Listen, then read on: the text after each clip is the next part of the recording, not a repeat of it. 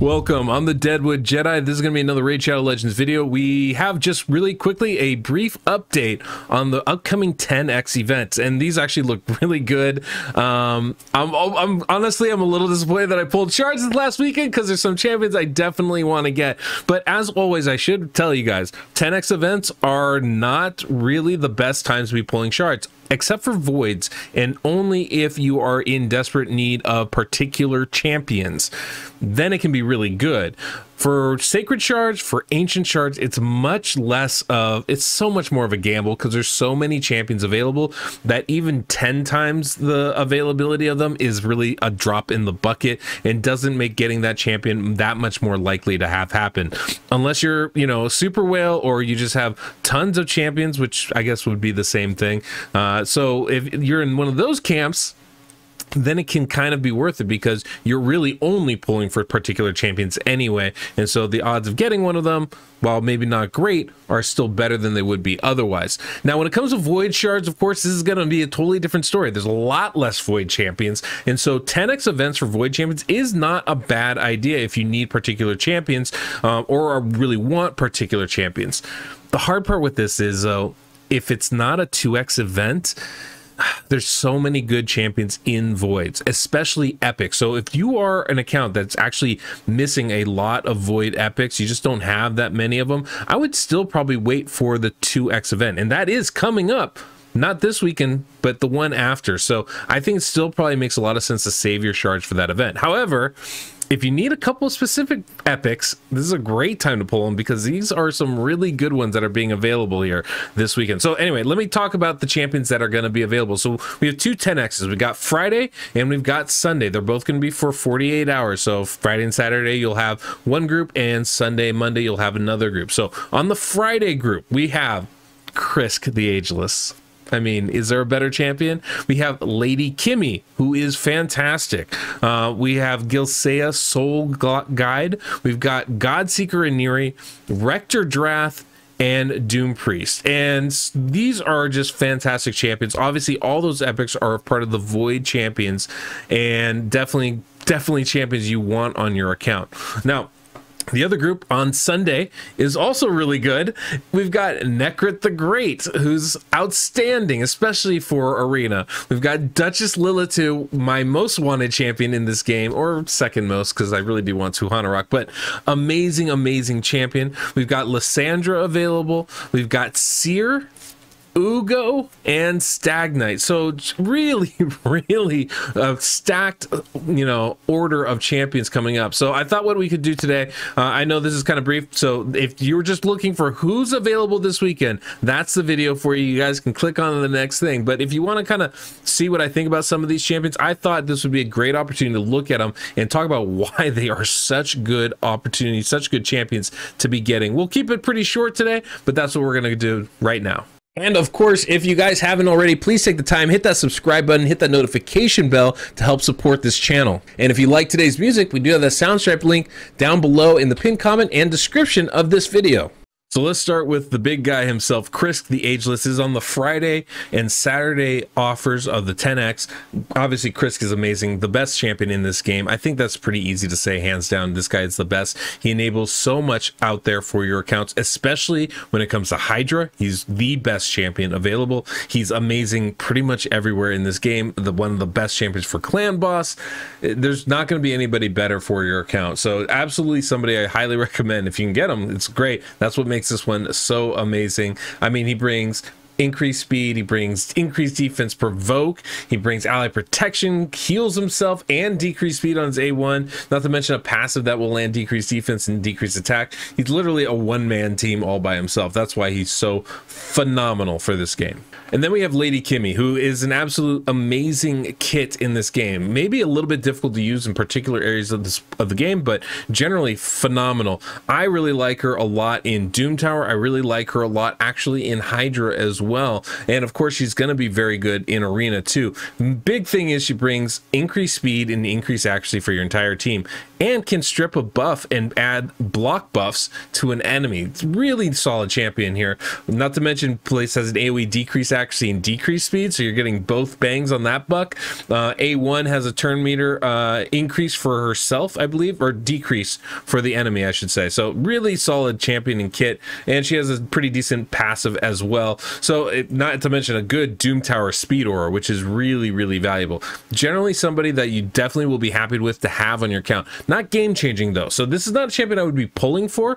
In fact, I think for the Friday and Saturday one, I would definitely be pulling Void Shards and Void Shards only.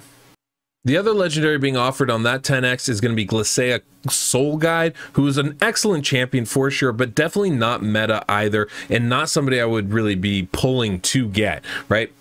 You'll be happy if you have her on your account, but not somebody I would go out to find. Basically, she has a, she's an anti-freeze champion. Her kit is actually pretty intense. There's kind of a lot of stuff going on, especially with the passive, but the big thing is she prevents cooldown of your champion. So she's, in a lot of ways, she's a counter to Warlord or Umeko, excuse me. She's kind of a natural counter to both of them, because when the enemy tries to cool down you or your champions, she blocks that and then will freeze them. Not to mention, other things with freeze and stuff as well. So she does a lot of really good stuff for you, I think, in arena. But of course, building a high-end arena team to counter champions like Warlord and Umeko is a little bit hit or miss, because obviously the enemy can choose who they want to fight and you can choose who you want to fight. So it's not really somebody I would say that is really crucial or necessary to put on your team, but definitely really helpful if you do have her. Okay, but the real purpose of why I wanted to do this video is because of the epics, and nobody is better than Godseeker and Eerie. That's not true. There are people that are better, but she's extremely good. You're definitely going to like this champion. Her big thing is she does a buff extension and an AoE heal with her A2 ability. It's a really good skill. Not to mention, she hits hard with all of her kits. She's amazing in Clan Boss, but it's not just her A1 that hits hard or her A2 that hits hard. The real thing that makes her like above and beyond is her passive ability in her A3. She has a revive on her A3. Not only does it revive, but it then gives a full reset of the cooldown. So this actually I find to be really helpful in things like Hydra, where all of a sudden your ninja gets knocked out, she revives him, and he can do his HP burn thing all over again. Same thing with whatever big hitter you happen to have, like Roguard or Husk. She's extremely good for that. And her passive ability revives allies, or puts a revive on death on them right before they take fatal damage. This is the type of thing that can be incredibly valuable in stuff like arena. So she is a very versatile, very good champion, definitely somebody worth having on your team.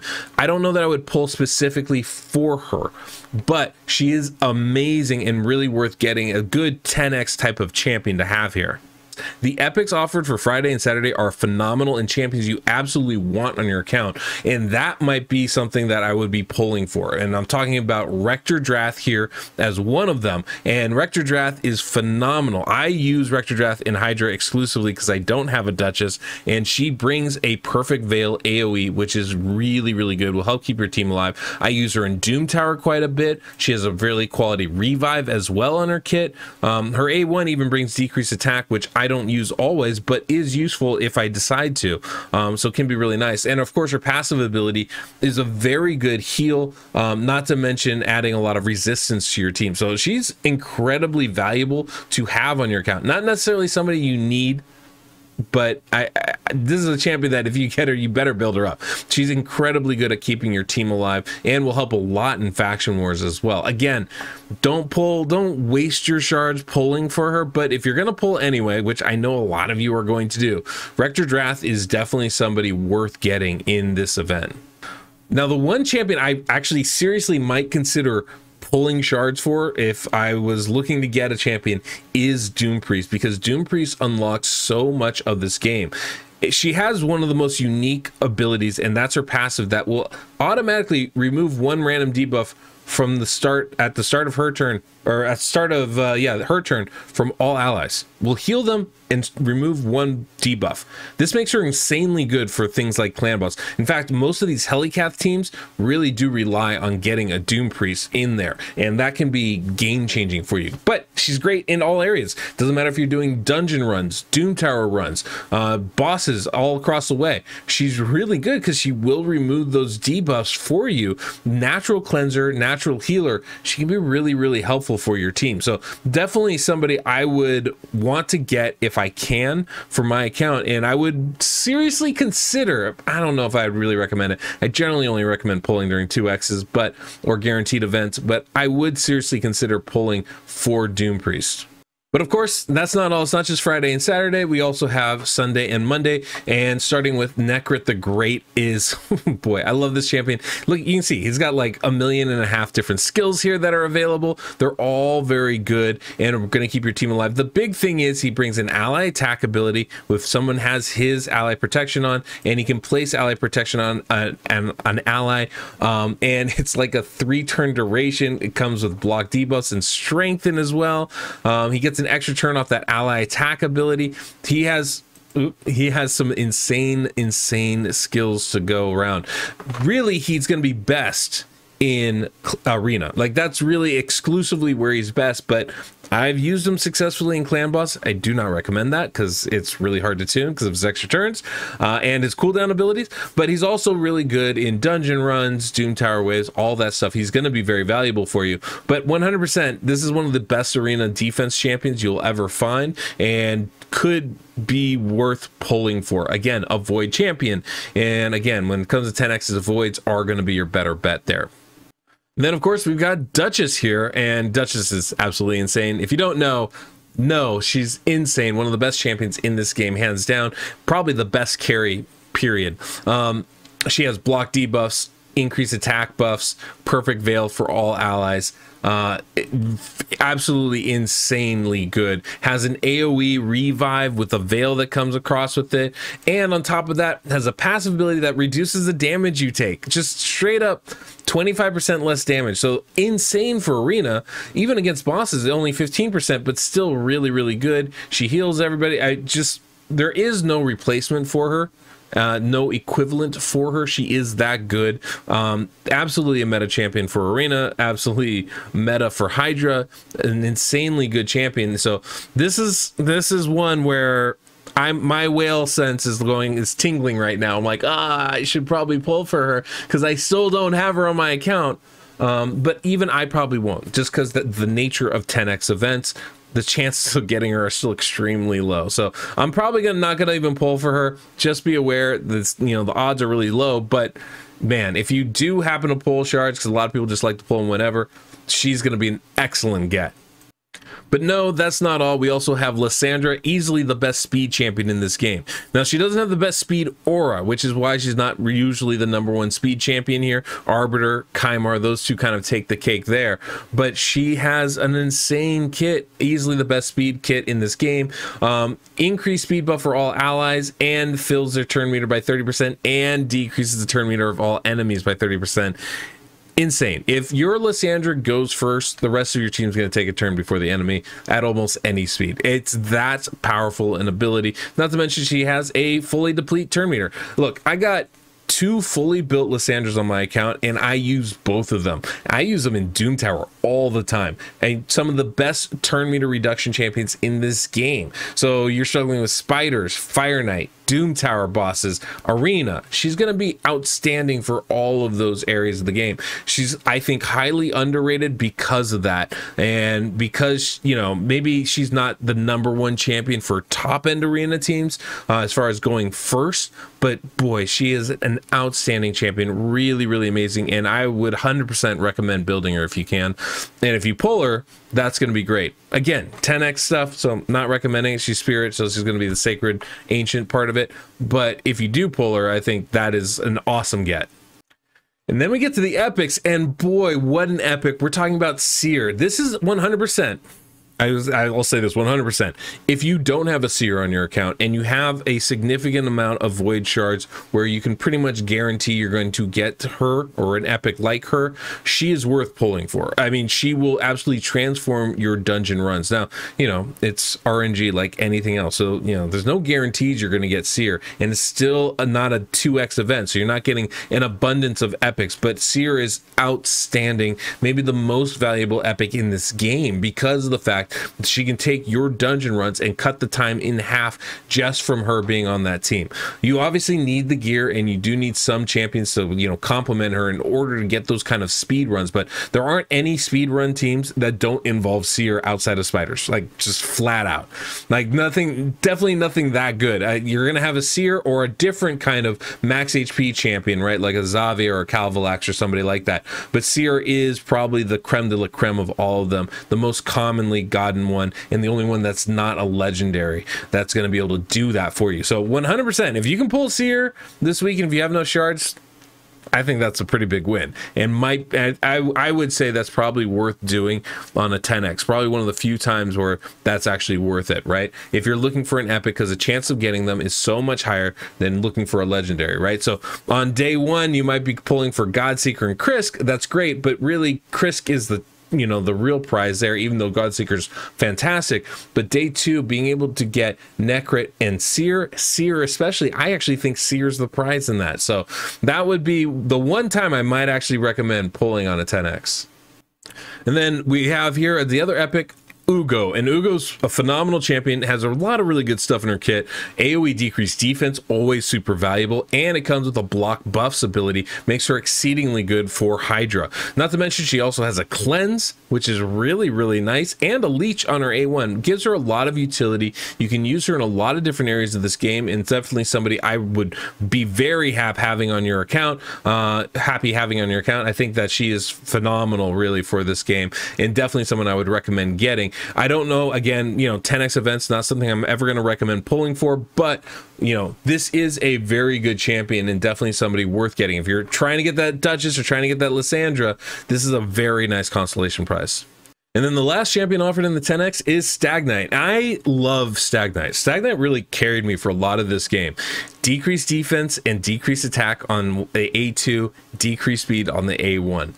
Phenomenal abilities, and what's great about that is I think he's exceedingly good for things like spiders, most dungeon runs and progression stuff. Stagnant's going to be really, really valuable for you. So definitely somebody that if you don't have on your account could be really good. We do have other options for this kind of a champion though, right? I mean, I think Dux is a really great, you know, choice if you don't have a Stagnant. You know, champions even like Tyrell can be a really good option, but I don't know any that really bring decreased defense, decreased attack, and decreased speed all in one kit, and Stagnant can be exceedingly valuable for that. Okay, but the question comes, do you want to pull for this 10x or not? And I'm going to say, you know, quite frankly, if you have a limited account, if you don't have a lot of champions, if you're just looking to accumulate more quality champions on your account, don't pull your void shards this weekend. Wait, because the 2x is coming up the weekend after, and you're definitely going to have better... the chances of you getting more quality champions on a 2x is a lot higher than on a 10x, especially with void shards, where the epics are usually really, really good and the legendaries are all going to be really, really good. So I would not be pushing on a 10x if your account isn't at the end game, if you haven't really beaten most of the content out there, right? If you're still struggling with clan boss, you're still struggling with dungeon levels, you haven't maxed those out, I don't think you should ever be approaching a 10x event, because at that level, what you need is you need better you need more champions, not just better quality champions, right? And, you know, obviously better gear. Those are going to be the two things you really want. Obviously that Seer is super attractive. That is a super attractive thing because it will help your progression, but I still would say wait for the 2x events. As far as the rest of the shards go, right, I definitely don't think pulling, you know, ancients or sacreds are going to be valuable. But if you have beaten most of the content and you're missing just a couple champions, like let's say you're in my boat where you don't have a Duchess, and that is somebody that you really want and one of the few champions that you could actually see being a significant improvement to your account, then a 10x starts to make some more sense. Even so, I'm probably not going to be pulling for, you know, Duchess, because one, I just pulled a bunch of shards, and two, I don't think that the rates are good enough to justify that. I would rather wait for the 2x events, be able to, or a guaranteed champion event, and be able to get more legendaries rather than just 1 or 2 here and there, right? So not even 1 or 2, maybe not even getting any, I think is probably more likely in that scenario, right? Because it is just the normal rates. So things to keep in mind. I just want to give that information to you guys, kind of go over the kits a little bit so you have an understanding of what exactly is being offered. The Krisk is real sexy if you're looking for that. I definitely know that Seer is really sexy, and of course Doompriest could be a wonderful champion to get for your account as well. But you know, as always, you know, what do you need? I think that's really the thing to be kind of keeping in mind. Now I will say this: sacred shards are only going to be epics or legendary. So maybe on Friday and Saturday, pulling your sacreds, if you don't mind pulling them anyway, that could be a good option, because hey, I need a Doompriest, I need a Rectordrath. Well, the chances of getting one of them with one of the epics is really high, and even if you do, and if you don't get that legendary, well, you know, that's okay. At least you're getting that constellation prize, and then if you do get the legendary, you're getting somebody that you wanted anyway, right? Same thing on Sunday if you really need a Stagnant, or you know, who was the other champion being offered, or an Ugo, right? 2 very good epics. Then it might be worth pulling and seeing if you can't get that Duchess or that Lisandra. That actually might end up being what I do myself. Not that I need Ugo or Stagnant, but I might end up pulling some sacreds to see if I can get Duchess. But you know, if you're doing the ancients, I don't think it's really worth it, because there's just too many rare champions that are going to get thrown in there. I'd rather wait for a 2x event when it comes to those shards. So that's my thoughts on it. Hopefully this was helpful for you guys, and yeah, we'll have some more clan boss stuff with Hellcat tomorrow, I believe. And so till next we meet, I'm the Deadwood Jedi.